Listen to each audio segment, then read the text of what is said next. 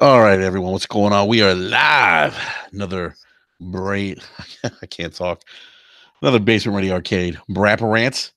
Want to do one real quick because we had some pretty big news. Pretty big news yesterday, as a matter of fact. Hey, let me tell you something, man. Mad props, big shout out to CD Projekt Red for dropping that awesome 48-minute gameplay clip of Cyberpunk 2077. It came out of nowhere, and what a masterful job in marketing. I mean, I think it was Polygon or something, tweeted out a link, at CD Projekt, or was it PC Gamer Magazine? I don't know. One of the media outlets tweeted something out with a link to CD Projekt Red that had something to do with Cyberpunk 2077. And when I clicked on it, I don't know if any of you all did, but what's up? Don't call me Danny. In the live chat. When when I clicked on it, it was like this like Matrix code. It was like this code just coming down. It looked like the Matrix. And then quite a bit later on the day, they dropped this 48-minute trailer. And wow, gotta say that the game looks awesome. Awesome. Really excited for it. It definitely gives me a lot of that. Gives me some Deus Ex vibes, mixed with some Blade Runner ish vibes. Oh, so Don't Call Me Danny says those Matrix codes were actually codes for The Witcher 3. That's actually wow. That's actually pretty cool. Tricky. You got to give CD Projekt Red props, though. I mean, what a masterful way, I think, to introduce that game, to get people like excited, to get people clicking on that link, and everyone's like wondering. And I was in DM with some of the other BRAP members, and we were kind of trying to figure out like what the hell was going on. Like, what is this? We assumed there was some kind of secret code for Cyberpunk. So Don't Call Me Danny says, I think he says he thinks they did the same thing at E3. Maybe they did. I don't remember, but could be possible that they did that as well. So interestingly enough, I think the one maybe criticism I have is that in the introduction of the game, they show that the game allows you to the game has this deep character customization that you can take advantage of to create your own character. But it's like, but the game plays in first person. So I'm like, well, what's the point of this deep characterization? If you can't see your own character, that hey, what's up, Hornet? What's up, Corey Dillon? That to me was a little suspect. Kind of, I was like, that's interesting. Like, so I can't see my character. I have full control over how my character looks. I can choose between male, female. I can choose whether they have hair, blue eyes, whatnot, facial features.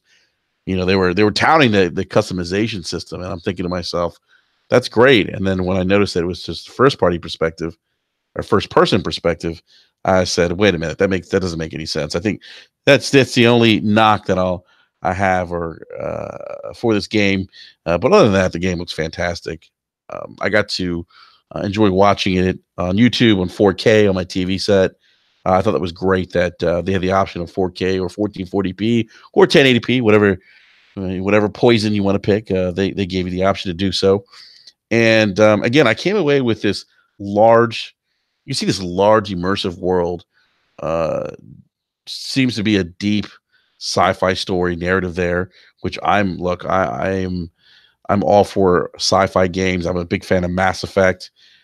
This scratches that sci-fi itch that I've had for a long time, especially like when I think of sci-fi, I think of it's scratching that itch that I've had for an immersive open world science fiction experience in gaming. So Ariel says you can kind of see yourself when the tech doctor is putting in a new eyeball in your eye socket. Yeah, you can. Phaedra Socrates says, for me, third person is zero immersion, zero.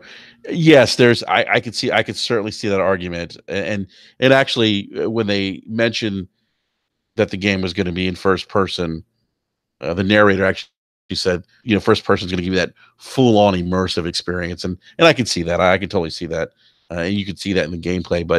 Um, but what I came away with again was this open world. Again, it just gave me these Deus Ex vibes. It gave me some Blade Runner vibes, and it just scratches that sci-fi itch that I wanted for such a long time. And look, we know the pedigree at CD Projekt Red. We know how good The Witcher 3 was. We know how good those side quests are in The Witcher 3. And CD Projekt Red is saying, hey, we're going to um, have borrow from what we've learned, and some of those side quests are going to be similar to what you experienced in The Witcher 3, which to me means that the brilliance of Witcher 3 and the side quests was that they didn't feel like quests that didn't relate to who the main character was, in this case Geralt. um, as a Witcher, a lot of the quests made sense. They made sense in regards to really like just Geralt being a Witcher and what the Witchers do. They're hunting beasts, collecting bounties for hunting beasts, things like that. And you were very much doing those things in The Witcher 3. So it just made sense. It didn't feel like some kind of fetch quest or just time to kill. It just made sense given who Geralt was as a character. So that hearing CD Projekt Red talk about the side quests and relating them to The Witcher 3, just made me think, wow, this is going to be awesome. Hornet has a question in the live chat. Do you have any info on Mr. Megative? He used to come on your podcast. Yeah, man. Mr. Megative just been busy. We'll have him on again, but he's been busy with Super Foreign Gamescast, and he's actually getting ready to go out to PAX West. Yeah, he's going to be doing something with Game Over Greggy over at Greg Miller over at Kind of Funny. So just keep an eye out for that.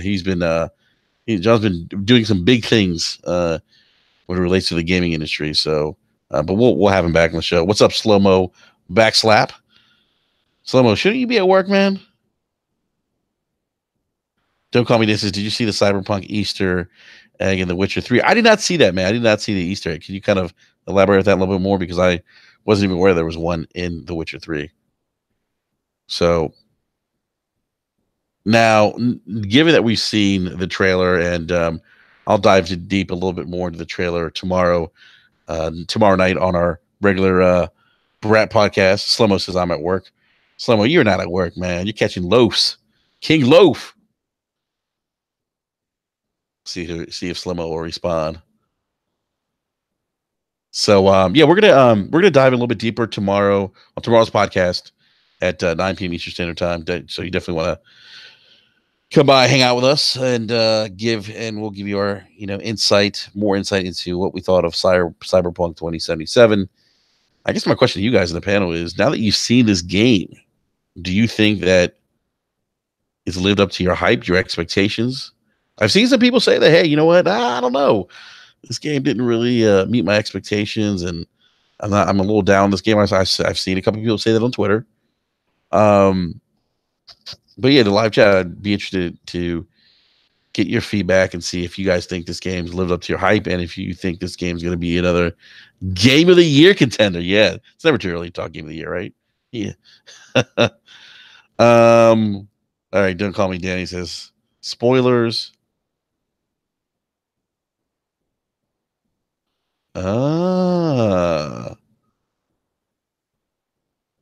Slomo, you do not have a higher kill death ratio than me in Destiny, and if you do, it's because you were stealing my kills. Big shout out to Punk Kiddish, by the way. I was playing Destiny Crucible with him, and by the way, Slomo, Punk was not stealing my kills, man. So all right, so I'm gonna toss out a spoiler here regarding The Witcher. So if you don't want to hear the spoiler, I'm going to count to 10. So you can either mute the podcast or whatever you got to do. 1, 2, 3, 4, 5, 6, 7, 8, 9, 10. All right, here we go. So Don't Call Me Danny provided the spoiler for us. He's saying that in The Witcher, Geralt's daughter was traveling to different universes, and one of those was the world of cyberpunk, and she tells him a little bit about it. I haven't seen this. I got to look this up. I actually would like to see that. Fall of Duty says SpiderMan Downgrade is coming from Xbox Zealots. I don't know what who you're referring to as an Xbox Zealot. I am a gamer, do own all 3 consoles. So I don't know who you're referring to there, buddy. So so that's interesting that the game was teased. I got to go back and try to look that up, Danny.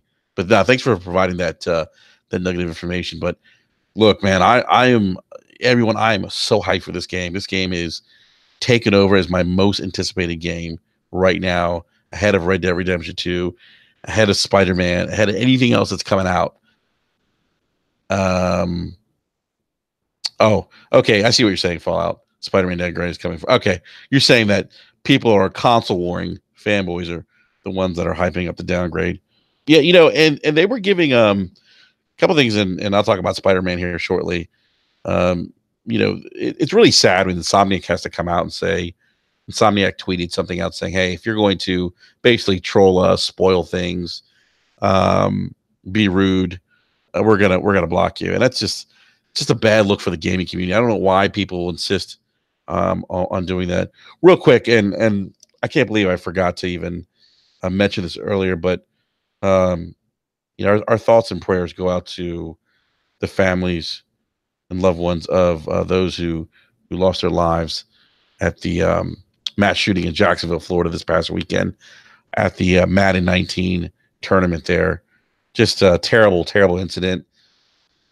And again, another situation where that narrative's out there again, guys. People are out there blaming video games for this incident, saying that video games lead to violence.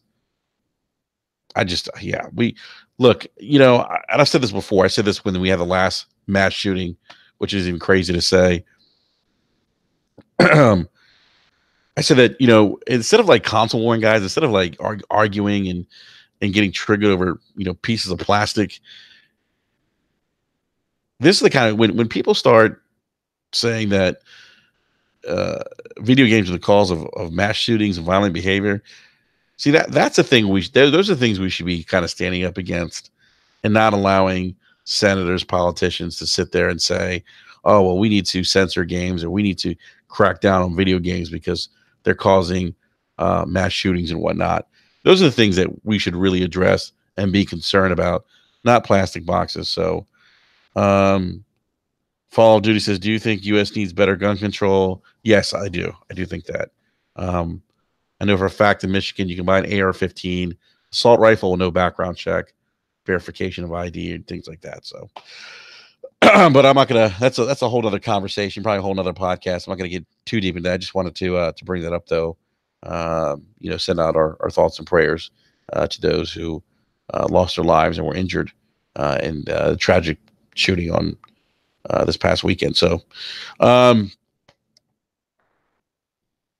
so while we're talking about Spider-Man, let's get to Spider-Man, because there was a picture that came out recently of same screenshot, Spider-Man sitting kind of perched, looking down at enemy AI, and you could clearly see that what is shown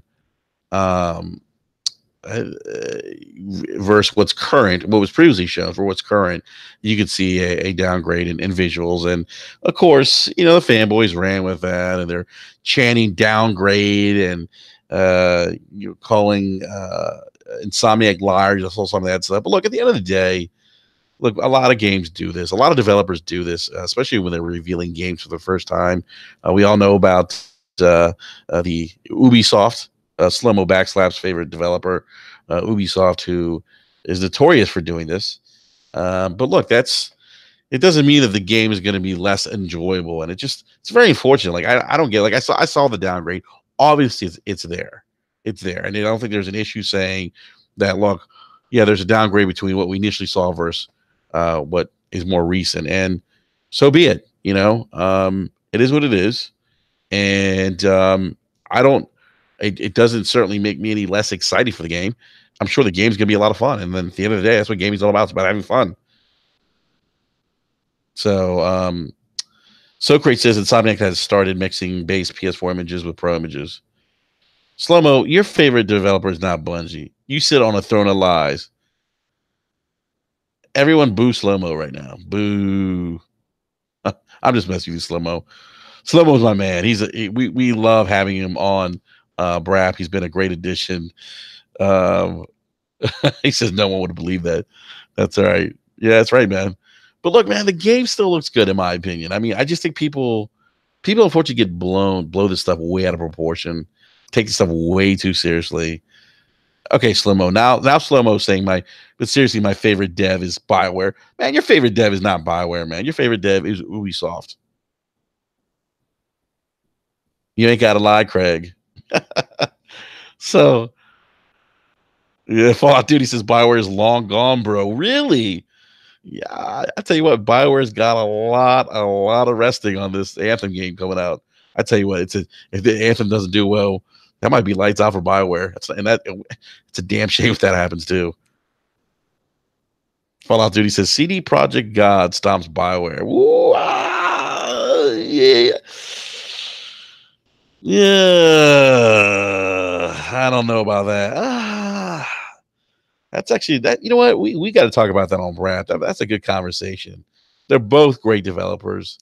Um, BioWare has a little more history in terms of putting out quality content, but you can't discount what CD Projekt Red has done. It just that we're going to talk about that on BRAP. I don't know if we get to it on tomorrow, but it'll be a topic that we revisit. So, Fall of Duty says Anthem looks very boring. Yeah, I don't know. I'm not excited exactly. Hype for it. I got to see more.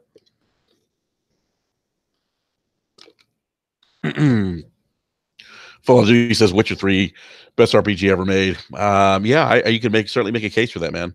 Certainly make a case for that. It's certainly probably one of my favorite games this console gen, and big improvement over The Witcher 2, by the way. All right, so the whole Spider-Man thing, people just need to chill. People need to chill out. That's it. It's not a big deal. It's not the end of the world. I just don't understand. I'll never understand why grown men get upset over plastic boxes. It just blows my mind. Especially you see grown men harassing game developers and journalists. Just doesn't make sense to me. I'll tell you what, Enrique's piece of advice for today. If you're someone who gets triggered over plastic boxes, if you're somebody who can't let things go, who harasses developers and journalists, I think it's time to have an honest talk, honest look in the mirror, and say to yourself, why do I get triggered over something that's plastic and has wiring in it? Think about that.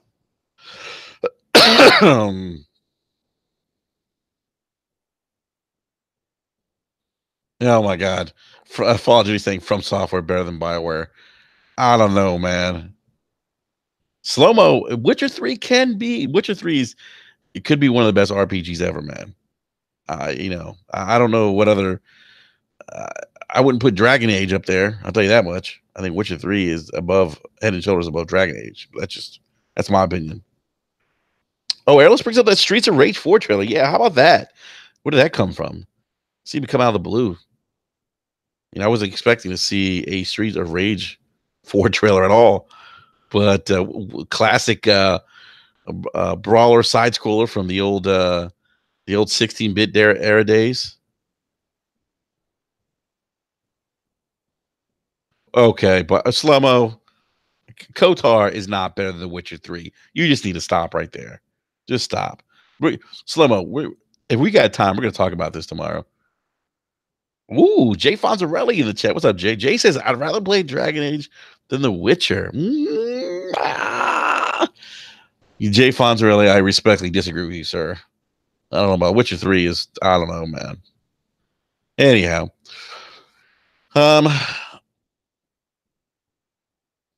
Yes, The Witcher 3 combat is not look, it's not deep by any stretch of the imagination.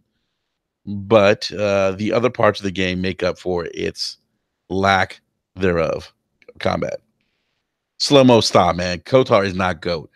Slow-mo is saying Knights of the Old Republic is the greatest game. No, just stop, man. Stop. I think Slow-mo is purposely trying to catch L's today. Oh, wow. So Jay Fontarelli thinks Knights of the Old Republic was a better game. Okay. Yeah, we'll have to we should have like an RPG roundtable discussion sometime and get Slow-mo in here and Jay Fontarelli. So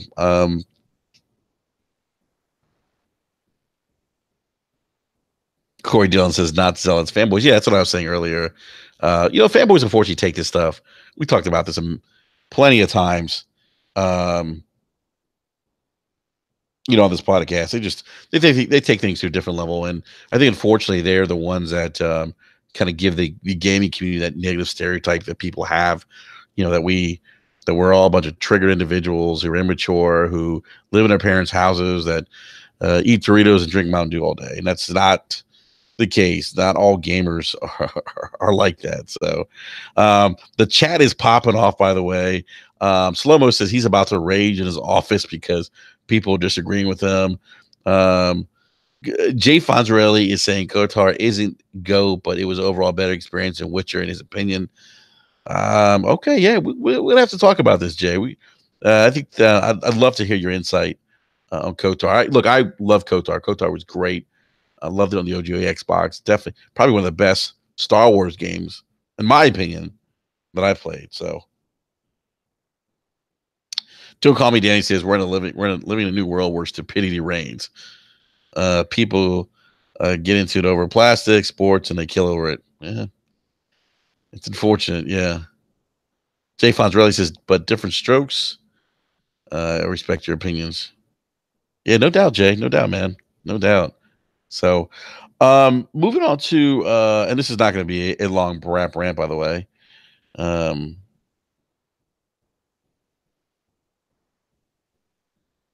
Oh wow, Fall of Duty says JRPG wise, Chrono Trigger is the king. All right. We'll see. I don't know about Chrono. Well, I mean, it's a good choice, man. It's a good choice. I mean, these are all good games that everyone's talking about in the live chat. I think these are some of the best games of their respective generations. I mean, KOTOR, Chrono Trigger. All right, folks. So it's official. Xbox All Access. Microsoft officially announced it. I guess they put out a press release. I always feel like for something like this, and I understand that Gamescom maybe it wasn't the right venue, but I would have maybe rather seen them do something on Inside Xbox to announce this. And I only say because I feel like I feel like this is a great opportunity for people to pick up Xbox One S or an Xbox One X. I think, and I really do think Microsoft's kind of just testing this program out to kind of gauge the reception. As they're only offering it, you can only actually get an Xbox One S or an Xbox One X using All Access, adding Microsoft Store. That's a little bit unfortunate. It's probably my one complaint about the program is that it's limited to only Microsoft stores. I mean, I guess I would imagine at some point you'd probably be able to go to Best Buy or your local retailer that isn't Microsoft and be able to pick up one of these consoles. But in the meantime, that's where you have to get them. And it's done through Dell financing. So much like when you go out and get a cell phone, they'll do initial background check, run your credit, make sure that you meet whatever their minimum credit guidelines are. I don't know what that is because I haven't read through the fine print. But as Fallout Duty says, yep, it's through Dell financing. And hey, what's up, Wolflow? Yeah, it's through Dell financing, and you get 24 months to pay off which essentially is almost like a subsidy, more or less. Shadow of the Ghost is only in 35 states. Well, is that because Microsoft stores are only in 35 states? My assumption would probably be yeah. But I think that's That's the only thing I think the uh, that that my only criticism of the program is that it's limited to Microsoft stores. But who knows? Maybe some of that has to do with the fact that I think that they're probably like pilot testing this out to kind of see what the reception is going to be, kind of get an idea of how they're going to manage, the process of getting Xboxes out there, see how people are making payments, what to do when people aren't making payments, because those are things that people have talked about. I know we talked a little bit about it last Wednesday on BRAP. How are they going to enforce people not paying?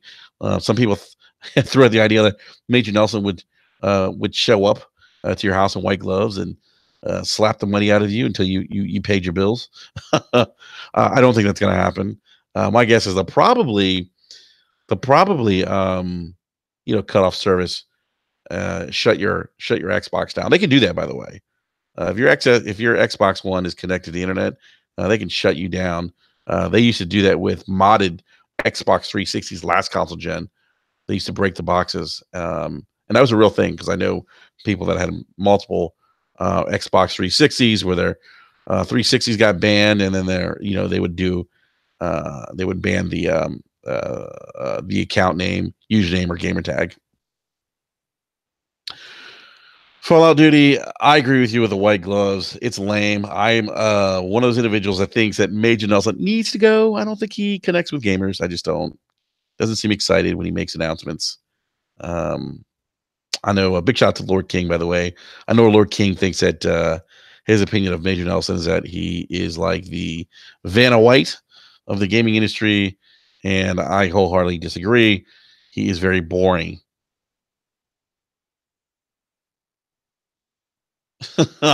Jay Fonzarelli says they should consider a stoner kid into the new commercials for all access with the tagline, "Dude, you're getting an Xbox."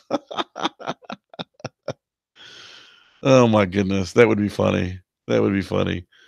Um, one of the other concerns came up is, uh, yes, oh yeah, you're right, Jay. Jay said that was actually a Dell commercial where they said, "Dude, you're getting a Dell." That's right. I remember that now. Like you bring it up. Um, One of the things that came up that I've heard people talk about with regards to all access is, how do you keep people from nesting the program? Um, People are going to go out and trade these consoles in and then not pay them off, and like they'll go to GameStop, reap the benefits of a trade-in value, and how are they going to stop that? Well, as of right now, they don't have to worry about that because you can only buy them at a Microsoft store. Um, Well, that's not true. You can still go in a GameStop and trade them, but um, my assumption is the Xbox Ones have serial numbers, and they'll probably. Uh, sorry, live chat's on fire right now. uh, um, so my guess is similar to what like with GameStop was taking cell phones. They would run serial numbers of the cell phones to see if that particular cell phone was still under contract. If it was, they would deny you trading that phone in. And so they'll probably do the same. They could do the same with the consoles. Actually, they do run the serial numbers. Excuse me, they do run the serial numbers of the consoles when you trade them in or right now. So they'll probably be able to tell if you try to trade one in and you haven't paid it off in the 24-month period. They'll probably be able to see running that serial number that's on the Xbox One. So we also found out that yes, what's up, Shadow the Ghost? Shadow the Ghost says Greenberg said Xbox only for the hardcore. He did say that. You're right. Aaron Greenberg did come out yesterday, I think it was, or was it today? And he said that the Xbox is for the hardcore gamer. Of course, you know that ruffle the feathers of fanboys. Oh, look at this. CNN. I'm just looking at my phone. CNN says, wow, this is interesting. So I have the CNN app on my cell phone and it pops up news when certain news items hit. So according to the CDC, STDs hit a new record in the United States in 2017. Nearly 2.3 million U.S. cases of these STDs were diagnosed last year. We are sliding backwards, says the CDC. Interesting.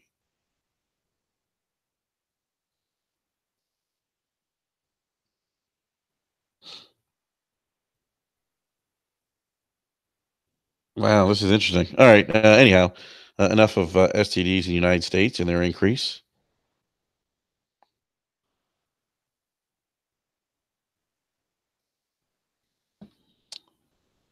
All right. So yeah. So Aaron Greenberg did say that.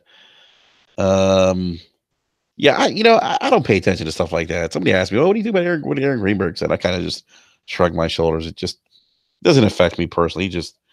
He's giving his opinion. Look, Aaron's a marketing guy. He's out there to market the Xbox brand. I understand what his role is.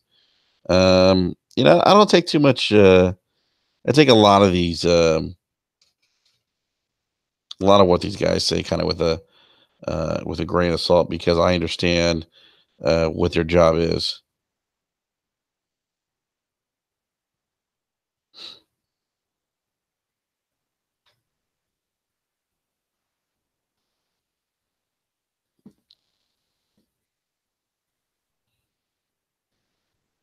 Jay Fonzarelli says Aaron is a horrible marketing guy. Yeah, I know you're not a big fan of his, Jay. That's too funny. Hazard Man says much easier to get a new $1,000 iPhone X Galaxy 9 Note than an Xbox. Are you saying that? Are you saying that the credit requirements are more lenient with the cell phones than Xbox? Just curious to see um, where you got that from, or what you're saying, because I haven't, I don't know, and I haven't taken the time to read the uh, what Dell's requirements are for credit. They're If they're looking at a minimum credit score. But anyone in the live chat know that? Do you guys know if Dell Financing is looking at a minimum credit score? Because I mean, I understand the phone companies are all running credit. So Hazardman saying you have to apply for Dell credit. Yeah, I mean that's the same as a cell phone. You're applying. So I guess so is it so Hazardman? Let me ask you: Is it? And I again, I've only read what the press release was from Microsoft. I haven't read. Fallout 3 says my credit score is good. By the way, credit is important, people. Jay Fonzo says Dell is tougher. I mean, it might. I mean, maybe it is. I don't know, and I haven't read the guidelines, the credit guidelines for Dell. I don't know what they're looking at. I mean, obviously they're looking at delinquency stuff like that, but I don't know if they have a minimum credit score threshold.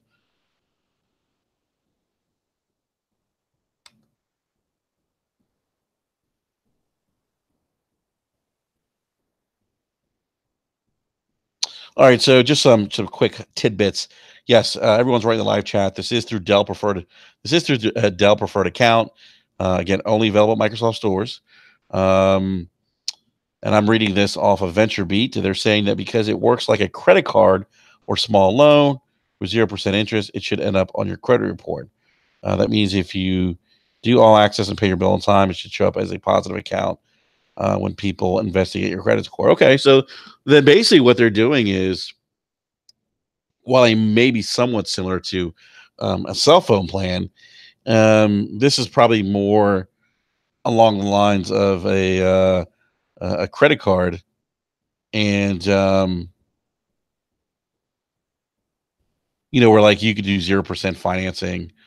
Like Best Buy does that right now. You 0% financing for 18 or 24 months for purchases of X amount of dollars.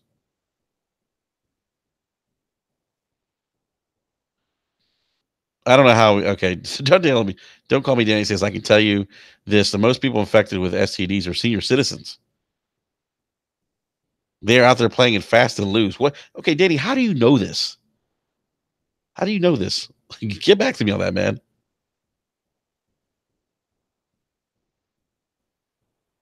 Well, Wolflow, I don't agree with borrowing money usually means throwing money down the drain. I think it depends what you're borrowing money for.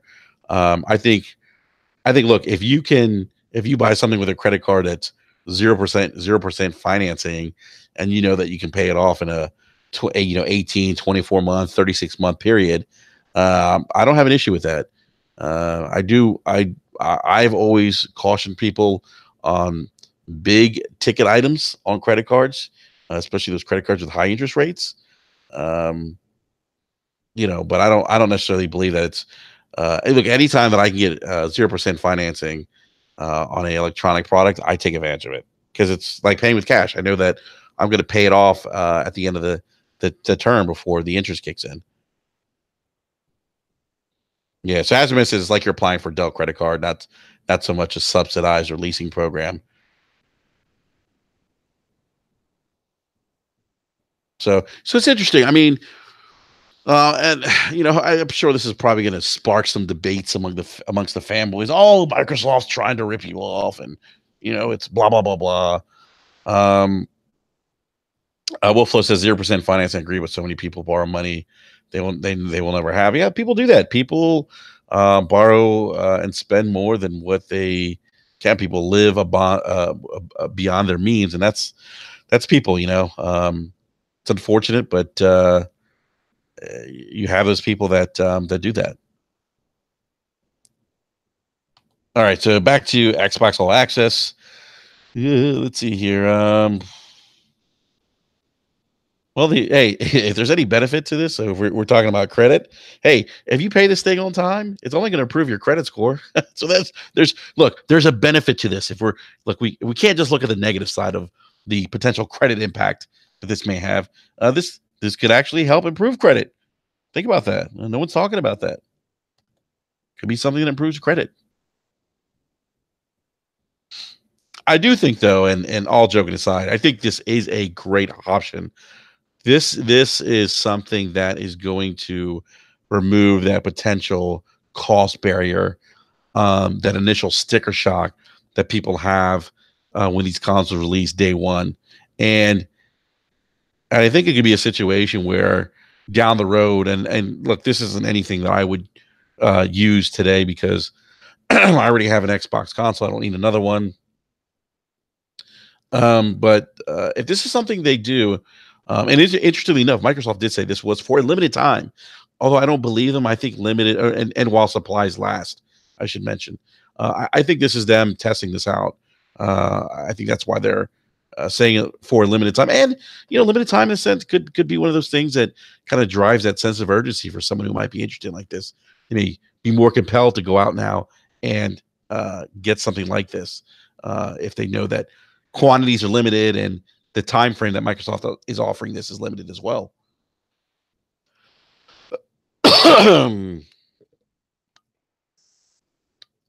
Slow-mo says, I've heard that it's just running to the end of the year, which suggests to me this is just a test run for Scarlet in 2020. Can we please stop calling the next Xbox Scarlet? I don't know. It just reminds me of Scarlet Fever for some reason. Don't ask me why. It just does. Oh wow! So Fall Duty says, "Have you heard if Soul Calibur 6 flops, they will cancel the franchise?" Oh, I'll tell you what, that would be very unfortunate if that happened. Soul Calibur, such a rich history in the fighting genre. Be sad if they had to cancel their franchise. Be really unfortunate. Let's hope that the game does well. Yes, Lemo, I think I agree with you. I think this is a test run. I think this is why Microsoft is saying that it's for a limited time, why supplies last. I think that's why they are only doing this and offering this at Microsoft stores.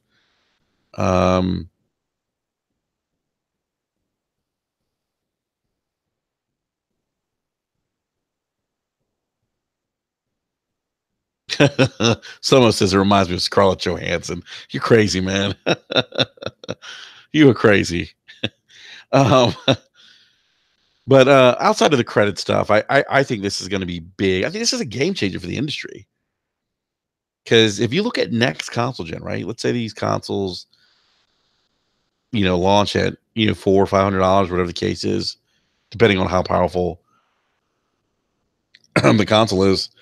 Um, this could be a situation where now you maybe get casual gamers to adopt or adapt the new next gen console sooner than later, because typically uh, the casual consumer base will they typically they're not like day one like the hardcore are. They're just not, or even year one. Jake Fons really says, I think it's just to get rid of current gen hardware stock. Yeah, and you know what, Jay? That could be it too. And it also locks people into their ecosystem. And people and Microsoft has already found that people who subscribe to Game Pass not only download free games on Game Pass, but also they've seen an increase of those folks buying other games, because now they're seeing what their friends are playing. Now there's a higher level of engagement, and we know engagement's a big thing for Microsoft, and I think this is another way for them to drive engagement. This is another way for them, again, for them to lock consumers down into their ecosystem, and that's huge. That is huge. It kind of reminds me a little bit of what Apple did to the music industry many years ago, 10 years ago, actually longer than that, because the iPod came out many years before the actual iPhone did. Um, but yeah, it kind of reminds me of that a little bit. Getting people on it to get a device, and then locking people in, and the iPhone was what I think will really seal the deal, because that really cannibalized the iPod and really got people locked into that ecosystem, because now they were subsidizing their phones, or locked into contracts and whatnot. So um, I think this is going to be a game changer for the industry. I really do. I think that if Microsoft can get this out to other retailers, I don't see how, if you are looking at both consoles next gen, um, I could see from a pricing standpoint, or if you're looking at, hey, do I put $400 up front today, or do I spread this out over 2 years? And look, I don't think I've heard people say, oh, well, if you're, this is strictly for people who can't afford a console. No, it's not. People who have money, who can afford, look, I can afford these consoles day one. If I want to put cash down, I can. But if someone gives me the option to do 24 months, 0% financing or interest free, same as paying as cash, yeah, I'm going to spread that out. Why would I take more money out of my wallet up front? I can take that money that I'm saving, and use it maybe to buy accessories or other games, or use it to buy something else, or use it to, you know, to do something else with it. Whatever the case is.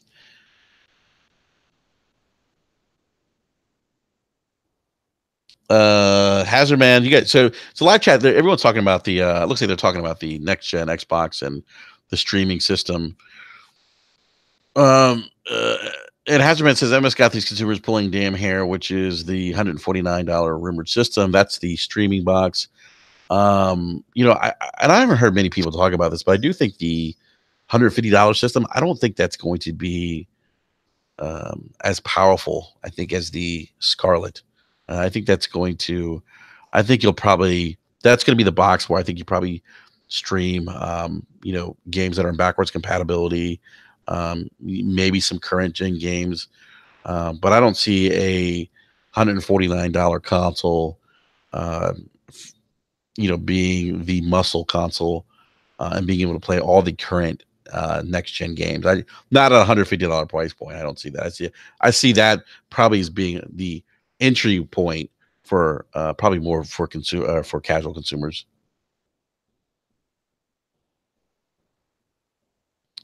Don't call me daddy. He's like, my wife does pharmaceutical studies. Sun City in Arizona and a couple places in Florida are disgusting. Wow. It's funny. I actually Googled what you said about elderly, and actually that's true. Apparently 60% of them are active still. Who would have thought of that? You could probably thank Viagra for that. So I do think this is going to be big. I think the Xbox All Access program is going to be a game changer for the industry. And I think if this thing takes off, I mean, you gotta beg the question. This thing takes off from Microsoft. What does Sony do? Does Sony stand put? I don't know. Interesting. I can't see Sony if next gen if Microsoft takes off and they're leading. the console gen, and part a lot of it has to do with Microsoft locking people in with Xbox access, all access. I don't see if you're Sony how you don't respond to this. I think that you probably take what Microsoft's done and try to improve upon it, add some additional value to your product, but I don't see them not following suit. I mean, they have. I mean, if you look at Xbox Live and Sony coming out with a PlayStation Network, um, yeah, Hazard Man just said Sony going to do what they always do, follow Microsoft's lead. And look, hey, they are going to probably do that. They're in a position right now that they don't have to do anything drastic like this because they are, ahead this console gen. They've outsold Microsoft 2-1.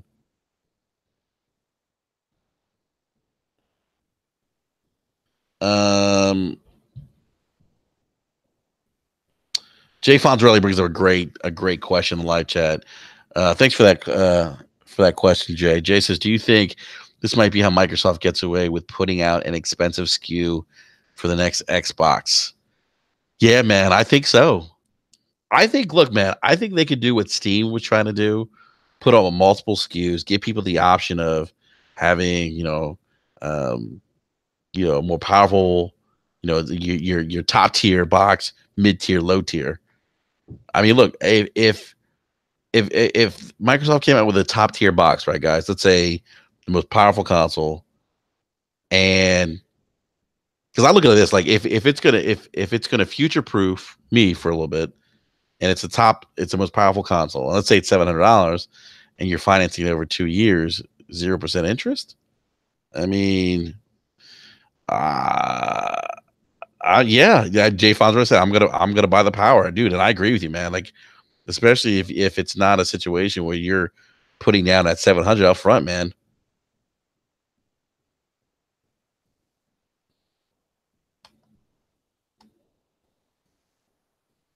Slomo says, I think Microsoft will wait to see how successful this is. Maybe, man. Maybe. I don't see this taking them taking. I don't see them taking this away, man. I think this is another notch in the belt, something else that is a huge differentiator, man. Like that sets them apart from anything that Sony and Nintendo is doing right now. Oh, don't call me Danny. Says my brother recently had Xbox Live charges over $500 for Xbox Live and Game Pass. Damn, dude, that sucks.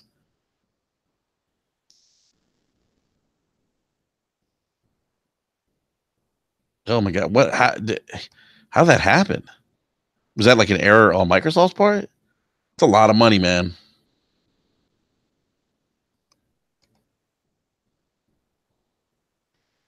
All right, let's see here.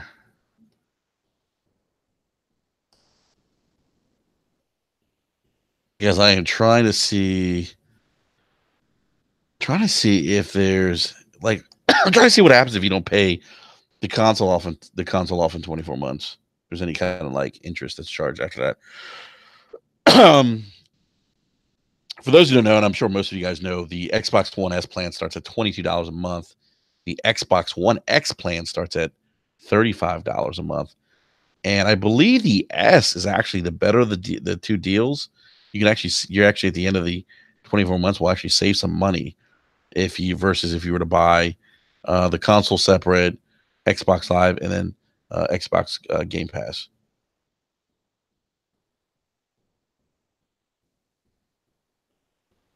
So Xbox One X plan is again $34 per month. So it's $840 total over 24 months.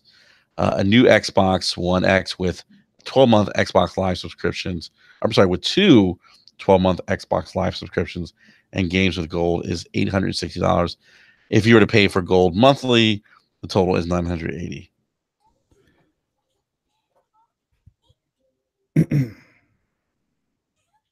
Jay Fonzarelli, what is going on, man? Hey, what's up? I saw this link and I'm like, hey, what's this about? Dude, you know what, man? I have missed you, man. I'm like, I haven't had Jay on for a long time, and I saw him live chat. I said, what the hell? Let me drop him a link, see if he can come in and join us Yeah, for a yeah. quick Got off of conversation, work. man. Yeah, got off of work a couple hours ago. Watching my daughter, listening to you, and yeah. So, what's going on? Awesome, man. So Jay, man, what do you think of this Xbox Live Access or Xbox All Access? You What are your know, thoughts, man? it's an opinion. It's an option. It's great. Options for the most part. Most of them are all pretty good. Because there are options out there, of course, that are bad, like pay to win options and stuff like that. Loot That crates. yeah, that's Yes. bad.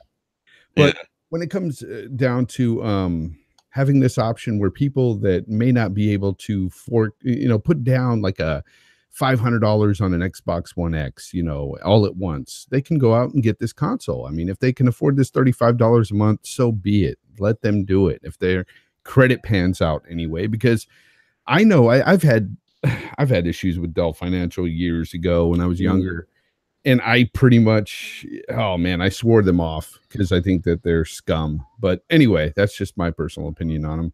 I had this laptop back in the day that I was buying through them, Yeah. and it's a piece of crap, and it broke down on me, and they wanted so much money to fix it.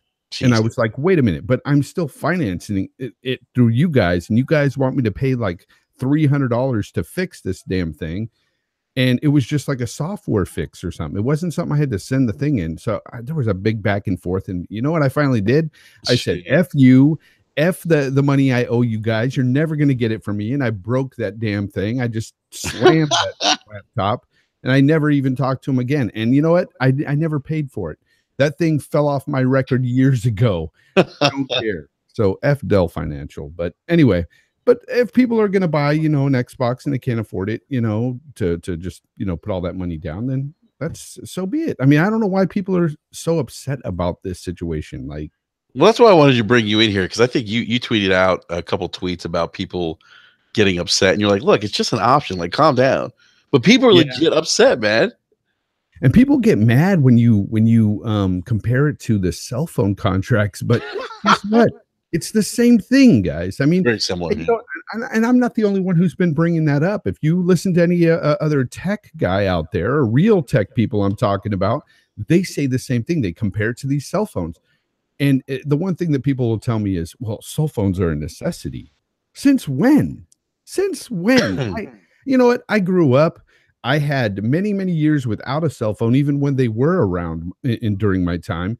I mean, I was like, I don't know, 26 years old before I got a cell phone.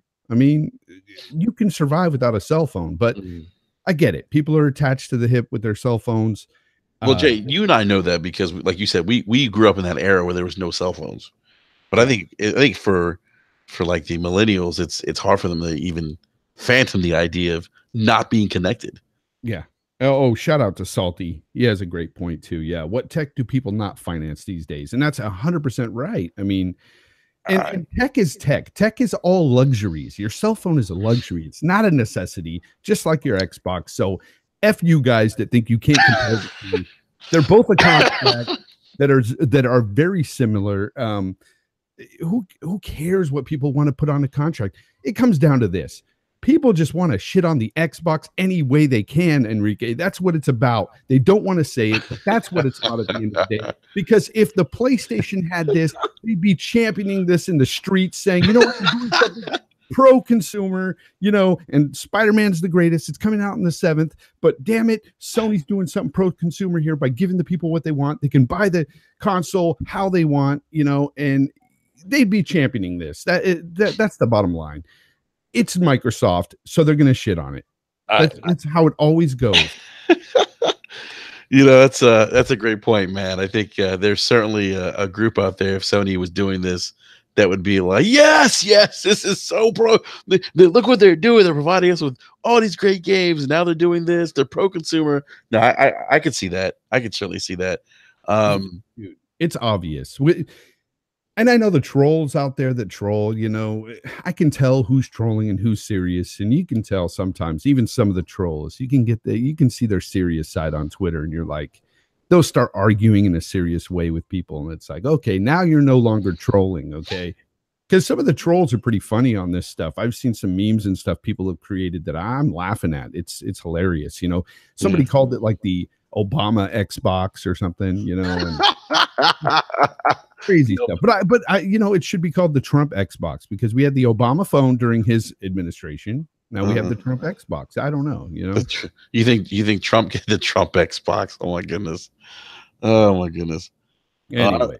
That's too funny, man. I look, I think this is, I don't care who, like, see, I don't care what company's doing this. I look, this is just like you said, this is another option. I think it's very pro-consumer. I think this is kind of a big deal for Microsoft. I think this could potentially, if this continues on the next gen, because this isn't something that I would utilize right now. I just don't have the need for it. But you know, like I've heard people say, oh, well, this is aimed at like taking advantage of poor people or people who don't have money. I'm like, no, it's not. It's not aimed at them. And it, by nature, it is sort of predatory. I agree. But here's the thing. Anytime you get into any credit where you're making payments on anything per month, there's always going to be the good ones and bad ones. And this one, in my opinion, isn't so bad because it's interest free. If you're to pay full price for an Xbox and all these services, then you're going to be paying more in the end. However, I do know that they're going to get their money on the back end because the second year that they're paying on this, you know, there's going to be price cuts. There's going to be deals they could have gotten on Xbox Live and things like that. But you know what? They have to make their money somewhere. This is a business after all. And people, you have to understand, it's still a good deal. It's not like they're charging people an arm and a leg like some of these like Rent-A-Centers and stuff will. Like if you buy a computer at Rent-A-Center and say it's a $1,500 computer, by the time you pay that thing off, say your contract, you're probably paying $3,500 for that $1,500 computer. Now that is a bad deal.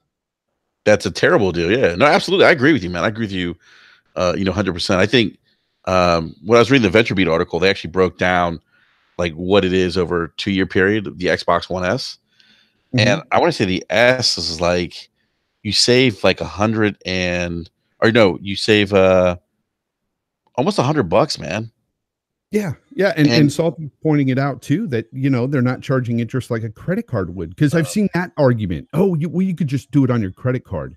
Well, you know, you still have those finance charges there, you know. You still have things that you have to pay for when you're using your credit card. I personally, look, it's not a bad thing at all. I don't get the backlash and all the tinfoil hat wearers saying, you know what? The one guy was telling me, you know what it is? I know it's because it's Microsoft. They're doing this because it's going to benefit them. I don't know how exactly, but I know in the end it's going to benefit them and it's going to screw the consumer. And I'm like, well, what is it then? Tell me, what do you think? I don't know, but I know it's bad. I know it's bad. Get out of here with that shit, man. Yeah.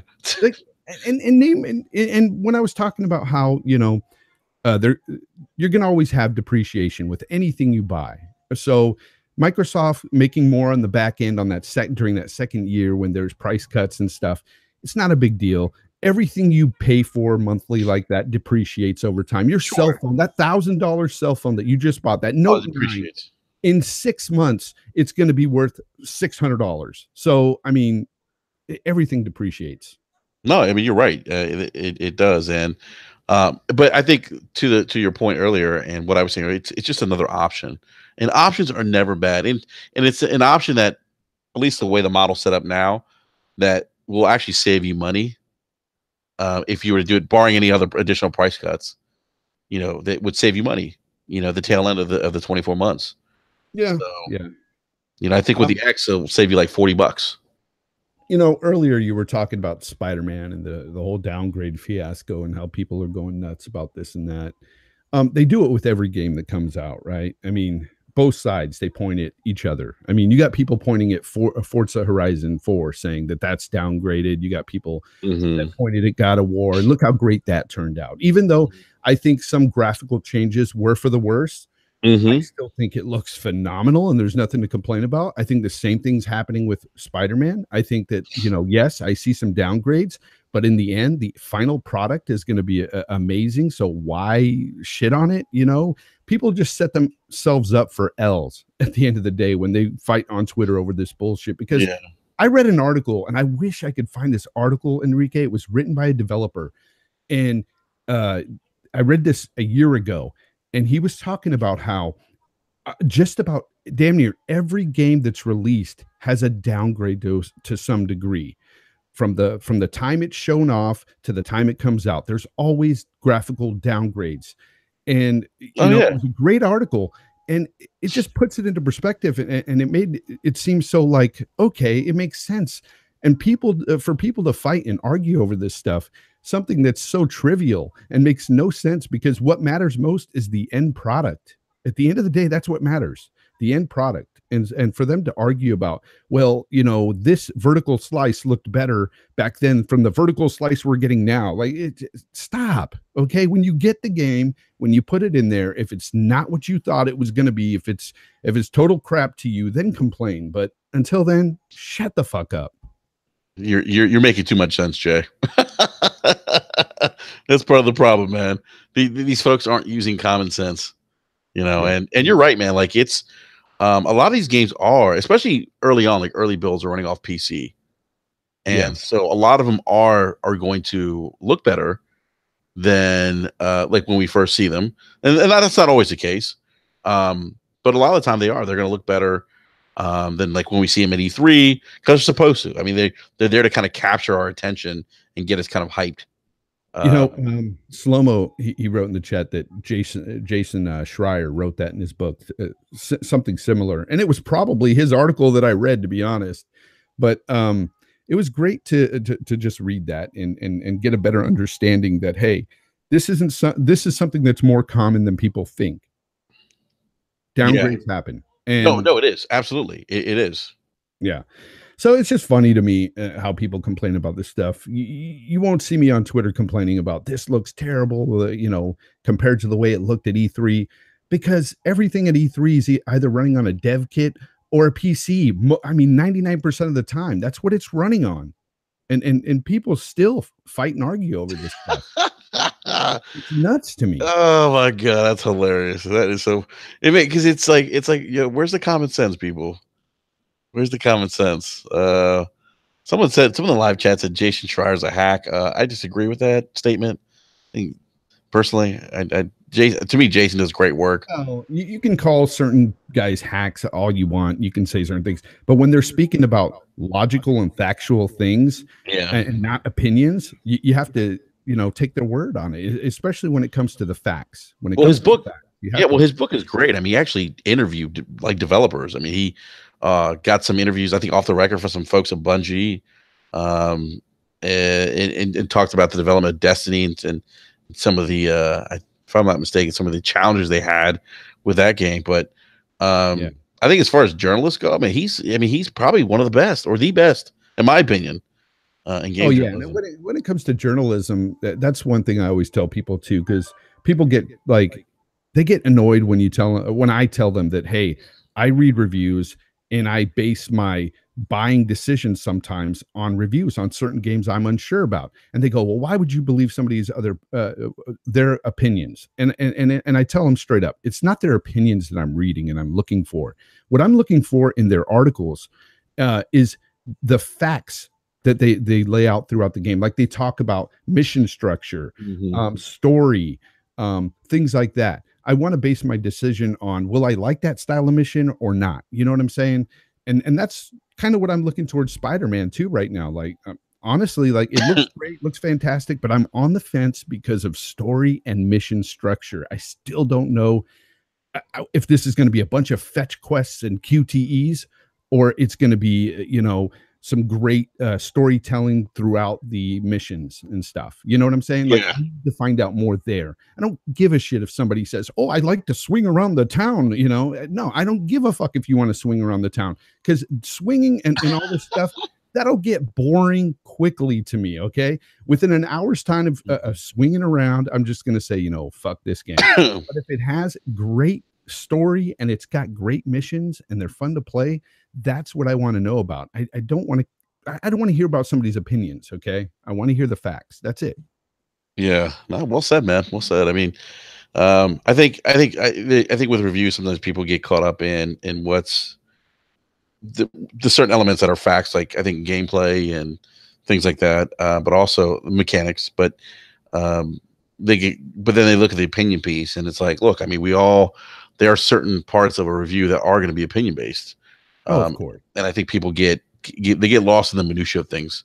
You know, they look at and I could agree with opinions, but 9 times out of 10, I disagree with a lot of their opinions when we talk about these games and stuff. Because I think I don't know, most journalists quote unquote journalists, okay, in the industry today, I don't really find them to be all that balanced and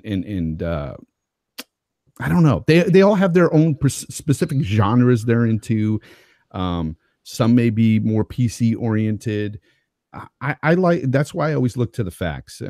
That's what I want to hear from them. There's a couple of them out there that I really do value their opinions because I have similar taste in games. And that's kind of cool to hear, you know, when they agree with what I'm thinking and, you know, but yeah, the journalists today though, I mean, not very good, man.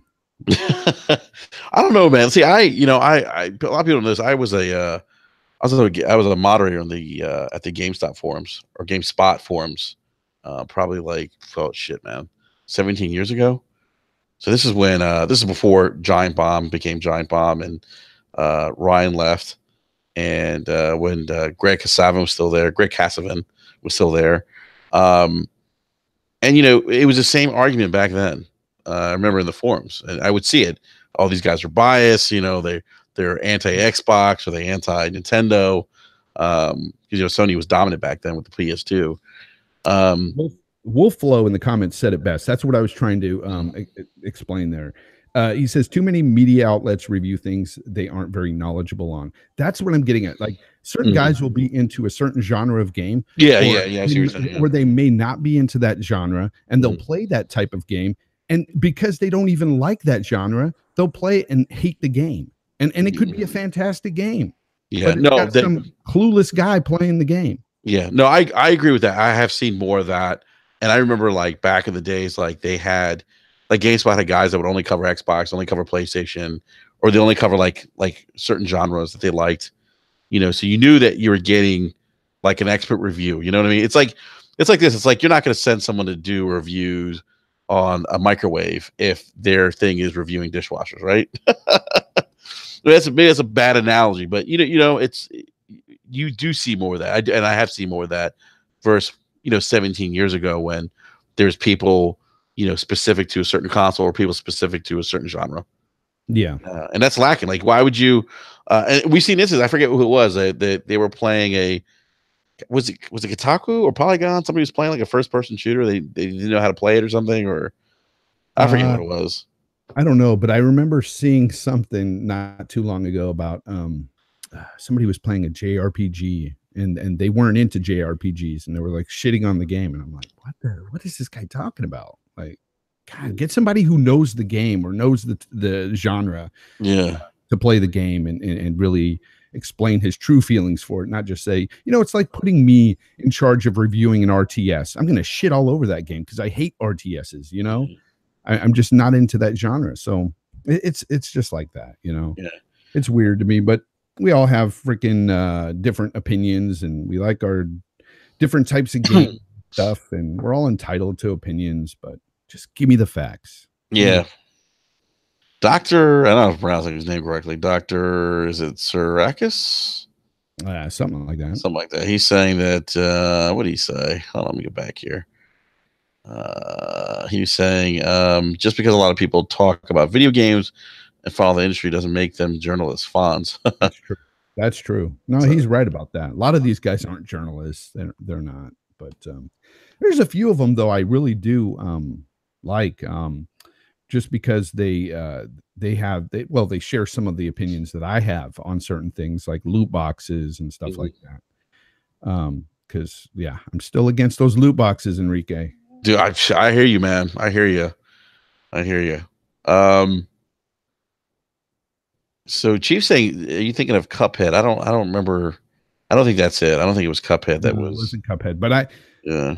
Cuphead is when they had that totally inept journalist play it. Remember, he couldn't even get past the tutorial. Like, hey, that yeah, but you know, Dean got a lot of heat for that, man. but that's come on, come on, you can't get past that tutorial. I mean, dude, yeah, there's something wrong there. I mean, I get it. The tutorial was pretty easy. I mean, I get that. I was hoping that like Yeah. he gave it to his son or something to play, and his son was like 5. I don't know. I kind of blame that. That's probably something they should have put out there. But let me ask you. So I'm a little more, and only because I've talked to, journalists, and we had Greg on the show, who's now at Supergiant Games, but we had Ryan McCaffrey on BRAP. Geez, that's going on 2 years now. It's crazy. But like, what is like? I heard this. Like, I feel like there's this. What is your definition of journalism, man? Because I feel like everyone kind of has, or maybe not everyone, but I feel like people have their own. You know what? I guess it's just the most basic thing. Like somebody who not only just writes and may speak on the topic of video games, but somebody who actually knows what the fuck they're talking about. I mean, if you're going to talk about a certain genre, you should know that genre. That's what I think. No, I would agree with that. That goes back to my dishwasher microwave analogy. And I mean, they should be really knowledgeable. I mean, they should blow us away with their knowledge. When they talk about this stuff. But some of them, you like, man, you turn on like The Know or something. You're like, who the hell is this guy? This guy doesn't know what the fuck he's talking about. Yeah. And some of them look like they're homeless. I mean, like they just picked them up off the street that day, and they just like, come inside. You want to get on camera? Like, read this script. It's so weird to me where they find these people. It's like a guy who's covering baseball, and they're really a football guy. You ever seen that happen, like on ESPN, where you can tell guys aren't really No, I agree with you. I think there aren't enough guys who are specialized in genres, and I don't know if that's because it's harder to find people these days. But it was better. Like, and I do remember it being better, like 17 years ago or 10 years ago. So. I preferred it back in the day when people were actually writing in magazines for stuff. I think the journalism back then was way better, because those people were really passionate about it, about gaming and the hobby, and you could tell it in their writing. Nowadays, I don't know, and it's not all of them. There are some good journalists out there, but for the most part, it seems like half-assed. They really don't give a shit. They're just putting it out there to put it out there. I mean, you got that guy recently that was stealing shit from other smaller YouTubers to put out. I mean, it was a different time. It was, and I hate to say that and sound like that old guy, but it was. I mean, when you read those EGMs and those Nintendo Powers back in the day, you were reading those reviews and articles and stuff. You read the passion that those people had for the hobby. And I just don't get the same feel from it when I read today, when I read it's written. So yeah, I don't know, man. Like for me, like I don't read a lot of I read like bits and pieces of news stories from gaming sites. And I'll read better to skim through their stuff now. And I read reviews because I mean at this point, like for me, like I know what I like. If I'm unsure about something, I'll research it. But I know what I like. Like I don't really go to gaming websites so much anymore. Slow-mo. He had to go there. Fonz, you always sound like that old guy. Oh man. Hey, don't listen to Slow-mo. Oh, man, Slow-mo. That's why we call him King Loaf, man. He's always taking L's. I do. People always go, man, Fonz, you're so old. I mean, dude, I got that podcast I was on. They're like, damn, you're so old, Fonz. Because Fonz, a lot of these people have never heard of EGM or Game Pro. They're probably like, "What is Nintendo Power? What is he talking about?" Is when I talk to some of these guys and they tell me their age, and I'm like, "Man, I have a kid your age. Holy crap! Holy crap! This is weird. Like, it's weird. Like, you guys could be my children out there, Not you, Enrique. You're pretty old too. But no, dude, if I could be your child, something's wrong. Yeah, something's definitely wrong. No, you can be a brother. That's for sure. Yeah, I could be a brother, man. We're close in age, so I don't know, man. So for me, like I don't want to say that they've lost their I don't want to generalize and say I don't like to generalize and say, oh well, all journalists have lost their passion because I've talked to like Susan Hart, and I've talked to Ryan and those guys. It's not a sexy job, man. It really isn't. I mean, you're under deadlines and there's a lot of pressure that comes with it. Then you're dealing now when you introduce that aspect of social media. Yeah, you're getting like harassed and stuff. Yeah, you're right. You're right. A lot more is stacked on top of these journalists nowadays. Yeah. So I mean, and I know like just in talking to like Susan and Ryan and some of these other people that there's a lot of work that goes on behind the scenes that we don't see, and these guys, a lot of them are passionate. A lot of them do, whether we want to note whether we choose to accept this or not. A lot of them, kind of take things personal sometimes when they get attacked. They feel like, wow, I put in all this work into this article and people are ripping it apart.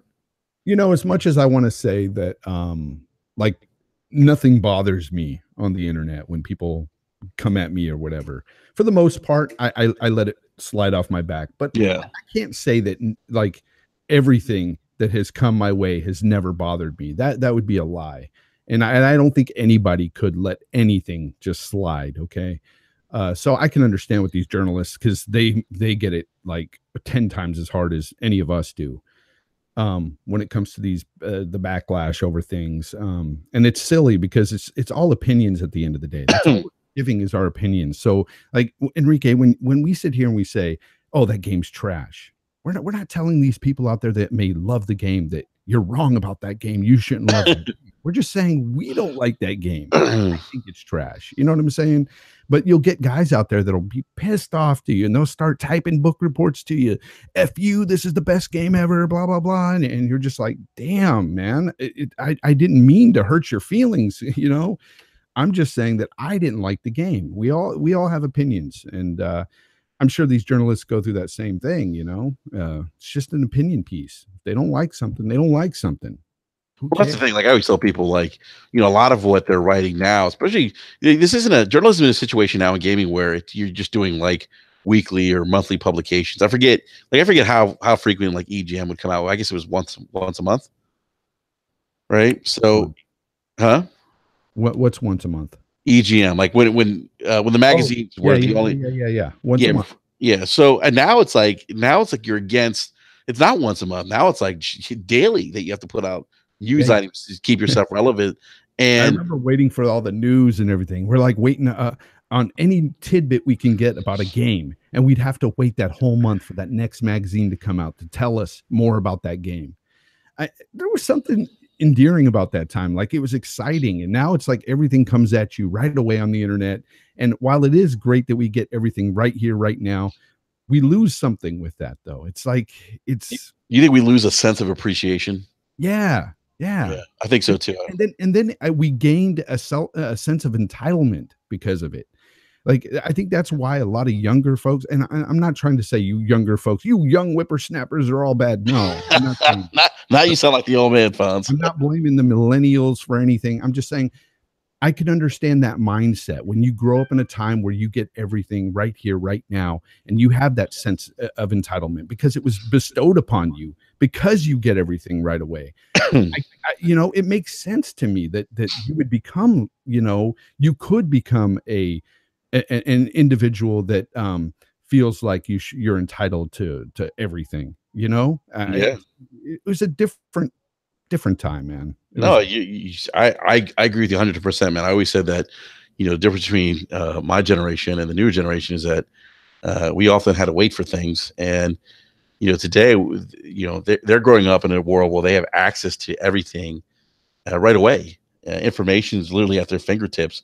We didn't have cell phones, so we had to wait to connect with people. It was just a different life. And I think that with as great as technology's been and improved things, I think there's also been another side to it that people don't realize that's maybe had some negative side effects, like that sense of entitlement you talk about. Like, and I think about as I'm looking, Jay, as I'm looking at my Game Informer on the ground right now, because I still get Game Informer, the Game Informer magazine. I'm surprised they still come out with that. Yeah, me too. I'm surprised. Yeah, me too. How is it? Is it any good? Like, it's okay, but but you get all the news fast now on the internet, so it's like that's the thing. Like it's like I don't really read the reviews as much because I'm usually getting reviews before. Sometimes they may have some reviews that come out before the internet, but that's rare. I usually read it for like the articles. Like they had a great article on virtual reality. Oh Jesus, about a year ago. Yeah. So I heard that Sony might be baking in VR into their next console. That's the rumor, man. That's the rumor. It would make sense. I think the trouble that VR had is that it's a separate peripheral, and peripherals typically don't do well in the gaming industry. They just don't. I mean, history outside of the Kinect on the 360, they just don't do well, and that's part of the problem. So it would make sense if they're going to pursue this. Yeah, and you could see it being more streamlined in that, less wires, less connections, because it's all built into one unit. I could see it being a lot better for them. And you know what? They've gone all in with VR this generation. So it makes sense for them to keep going with that. And, some people will scoff and say, it's only 2 million units sold, roughly. But you know what? That's 2 million units. I mean, that what does Microsoft have? What are they selling for those Vive units on on PC? How many of those are out there? We don't. I don't know. I think maybe under 1 million, man. Yeah. I'm thinking PSVR is probably one of the best selling VR units. Oh, absolutely. I think it is. Slomo says if they can do that, I can't see the PS5 being $400 price point, like they say, like they like so much. Nah, I'm thinking it's going to be around $500. I think the new consoles will be $500 to start off with. All right, now imagine check this out, Jay. Imagine if PS5, Sony comes out the PS5 and includes VR, but then you can finance it the way you do with Xbox All Access. Yeah, well, see, that's why. I mean, imagine that. Makes sense. I mean, it makes sense because let's say I can't afford to put down $700 on a console, but if it was really worth it, and I'm talking, it rivaled high-end PC gaming, and it's $700, and I can finance it for 2 years, and I'm not really losing too much of a depreciation value because it's not going to go down in price the first 2 years. Then yeah, I would probably go that route, even if it went down $50 in the second year. It's still a deal to me. I don't see anything wrong with that, but man, I don't know. This thing, this all access thing could just be a way for them to get rid of current stock at the end of its life cycle here with the Xbox One and One X, especially when you look at what they did with 360. That's the reason why they did it then. They basically had you pay like $99 down, and then you could pay like $16 a month or whatever it was. I remember that. Yeah, that was like. And they did that to get rid of stock back then. And so, who knows? But here's the thing: if Xbox One X, if they're looking at bringing the Xbox One family forward, you would assume the Xbox One X would still play most of the games that come out, even into next generation. Mm-hmm. So if that were to happen and you can buy it for $35 a month, I mean, I don't see a problem with that. I mean, that's great. People can still get in and play the new generation games on it. So, I mean, it's, I don't know. Again, it's an option that I feel if some people need to use it, awesome. They can take advantage. So I'm telling you, man, and that's what it's all about. It's all about options. Yep. All about options. And we benefit from options. And again, so I go back to my earlier comment of I don't understand why people are flipping out, but it's Xbox. People are going to flip out, man. They're going to flip out. Yeah. Looks like Z Blackrider says Vive is the healthiest, but PSVR might have the most units sold. You mean I wonder? Do you mean that Vive is a healthy in the sense of like developer support? I'm just curious, because I don't know. Yeah, I'm not up on virtual reality numbers or who's doing what now. I know that. What is his name? Is it Palmer Luckey, the guy at Oculus? I'm not sure. I don't follow the VR stuff very well. I don't. So he said that Oculus is a few months away, I think, from completely getting rid of motion sickness on VR.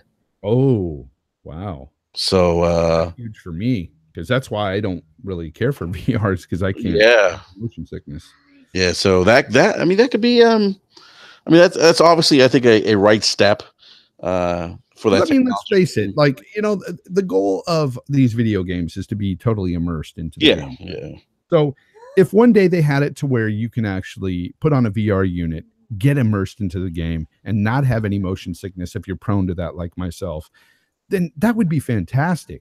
That would be awesome. But right now, I just don't think it's there yet. Even in terms of, let's say I didn't get motion sickness, I'm not shitting on people's experiences that they're having now, saying it's great and all. yeah, It's just not up to the level where I want to buy in just yet. Even if motion sickness was out of the question here, it's just not at that level where I'm looking at it going, wow, that's totally crazy. That's amazing. I have to buy it. It's not there. I'd rather just play the game the way we play them now, on our televisions. yeah. No doubt, man. Oh, by the way, did you hear about Onimusha? Oh no, what happened? It's coming. Onimusha Warlords is coming to PS4, Xbox One, and Switch on the 15th of January 2019. Nice. Yeah. Nice. I'm looking forward to that Sekiro or Sariko. Yeah, the new From game, yeah. Yeah. The spiritual successor to Tenchu. That's what I'm looking forward to. I saw some gameplay on that. Did you watch the 40-minute gameplay on that? I did, man. I did. Oh man, it looked fun. It looked Yeah, fun. it looked good, man. So excited for that. There's a lot of games down the pipeline that's really exciting. Man, I got to tell you that Cyberpunk 2077 looked incredible. So now here's the thing. From a standpoint of the graphical animations and the mechanics of the game, not everything was perfect. Okay, there's some weirdness going on with the animations and stuff at times. And Yeah, I mean it's still an early build. Yeah, it's in development. yeah, However, the style of the game, it yes, being from CD Projekt Red, which I will say, Witcher 3, I wasn't a fan of the combat, but the missions and the story and everything were fantastic. mm-hmm. And so it coming from them, it being a first person shooter, that's a plus for me because I like first person shooters. I thought some of the mechanics that they did show, like they were shooting through walls and stuff, it blew me away. Like That I did. Like I wasn't expecting that. yeah, that looked fantastic. Yeah, that looked cool. So it could be one of those. Man, it honestly, I don't see this game coming out till next gen. I was going to ask you that. What do you think next year or 2020? Next gen. Yeah, I don't think so either, man. I think just given the level of detail and how big this world's going to be, I don't see it coming out till next gen either, man. It's that it's the mechanics they're trying to push forward too. Like again, shooting through walls and stuff. I know we've seen that in other games in the past, but not to this level. I think they're really trying to push boundaries here, and I think that they're not going to be doing it with current base hardware like the Xbox One S and the PS4. They're not going to do it with that. I don't know. I think this is very ambitious, and you're looking at least Xbox One X, at least Pro, and on up. So I'm thinking 2020 sounds good, just about right. Holiday 2020, and I think the new consoles will be out by then. Yeah, no, I agree. I think this is going to be just in time for the new consoles. Will mentioned the double jumping while running and dashing as well. Yeah. That looked pretty good. It looks badass, and all the cyber stuff that they're trying to implement. That the freaking mantis arms coming out of her arms. Yes, that kind of stuff, and just that robot she gets during that gameplay footage we saw, and all this stuff is subject to change, but you could tell that they're trying to be very ambitious here. That world they're trying to create, very ambitious, man. Tell you, man, I got Blade Runner vibes from it. Oh, I did too, and Which that's is great. one of the things that I really perked my interest because it reminded me, and it'll sound kind of strange, but no, you'll get it. Growing up in the 80s, we had movies like that. Blade Runner. We had several other sci-fi movies that it's not coming to my mind right now, but it reminds me of all that stuff. So it brings some nostalgic vibe to me, even though this is a futuristic game. It still brings me back to a kid when I was looking at these movies and I was like, that would be fun to play someday, something like that. And here you got it in this game, and it looks great. It looks great. So yeah, no, this is for me. It's my most anticipated game above anything else right now. Yeah. After Red Dead 2 for me, that's my most anticipated game. So Red Dead 2, man, I can't wait. I really can't wait for that game. Dude, that's right around the corner, man. I mean, jeez, man. Anyone that said that this console generation has been disappointment, I've seen a couple people say that. I don't know what to tell you. Yes. Fuzzy Belvedere, yes. Fifth Element, that definitely comes to mind. Total Recall, the original, yes. Yep, all those. Yeah. Yeah. Slow-mo says CyberPunk is a day one buy. Slow-mo, don't lie, man. You said that you didn't like it and it wasn't as good as the Division 2. Slow-mo actually said that. Yeah. He's really looking forward to Division 2.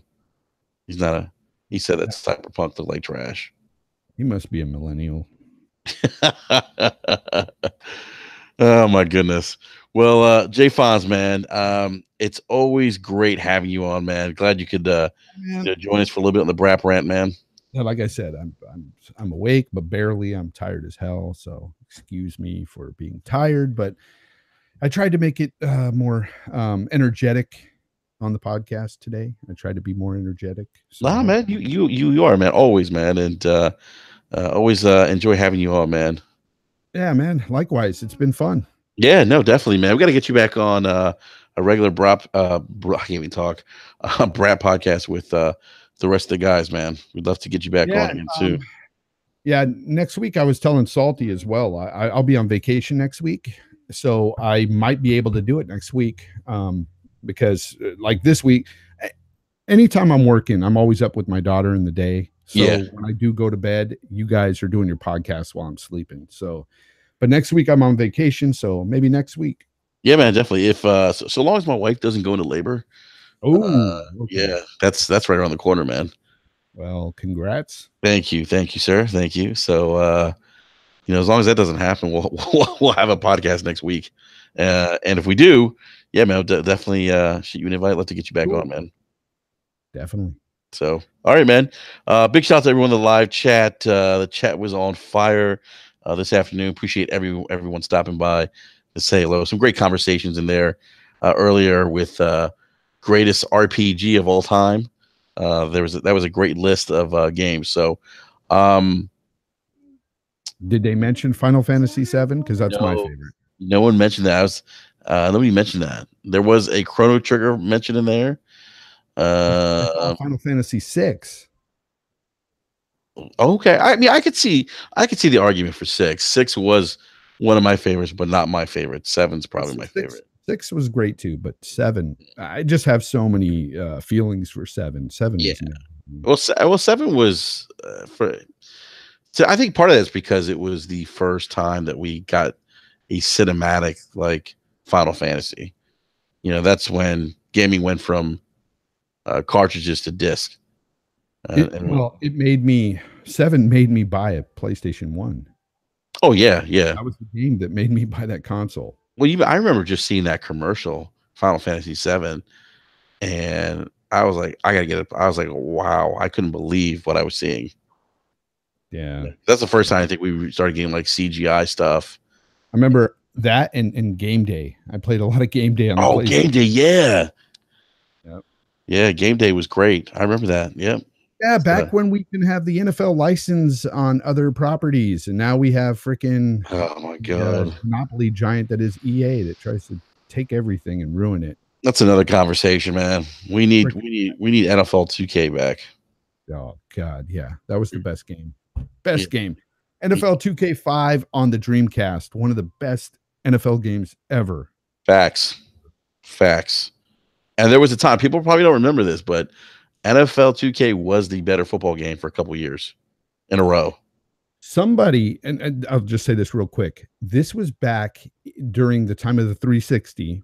They were showing Madden games, and they were comparing it to the old ass Dreamcast NFL 2K5, and the NFL 2K5 game was better than the current Maddens during that time. And they were showing why, and how the animations looked even better in some cases. It blew me away. And I was like, damn, imagine what it would be like today if they had the NFL license. Dude, I can't even imagine, man. They'd be killing it. Just like NBA 2K, kills it for the NBA game. That's why EA locked that deal down, man. Freaking it's bad. Yeah. All right, let's get out of here because we'll be talking about games all day if we keep talking. Exactly. Well, Jay Fonz, man, always a pleasure having you on, man. Hopefully we can get you back on next week and talk some more video games. And again, big shout out to everyone in the live chat. We'll be back on tomorrow, actually, for our regular schedule BRAP at 9 p.m. Eastern Standard Time, working on getting a special guest on for tomorrow. Hopefully we can make that happen. And also remember, BRAP is officially a Inner Circle Gaming Network affiliate. So definitely check out the Inner Circle Gaming Network. I dropped a link in the description below. So definitely check out the website for latest game news and reviews and some of the other podcasts and podcast affiliates. So, all right, everyone, have a great rest of the day. We'll catch you guys tomorrow night, again, 9 p.m. Eastern Standard Time. Peace.